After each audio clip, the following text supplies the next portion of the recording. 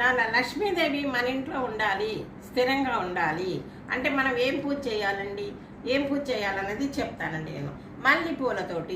మల్లెపూలతోటి శుక్రవారం రోజు గంధము, పన్నీరు, సెంటు, జువారి పౌడరు వేసి కలుపుకోవాలి. కలుపుకొని మల్లెపూలు గంధంలో ముంచి దేవునికి అష్టోత్తరం చదవండి.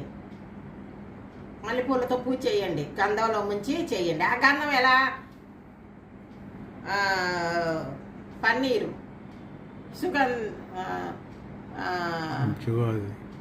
జువాది పౌడరు, సెంటు ఇవన్నీ వేసి కలుపుకొని కొంచెం నీళ్ళగా కలుపుకోవాలి. ఒక ప్లేట్లో కలుపుకుని ఈ పూలు అందులో ముంచి లక్ష్మీదేవికి అష్టోత్తరం చదవాలి. చదివితే మీకు లక్ష్మీదేవి వెంటనే మన ఇంటికి వస్తారండి, స్థిరంగా మన ఇంట్లోనే ఉంటారు. గంధంతో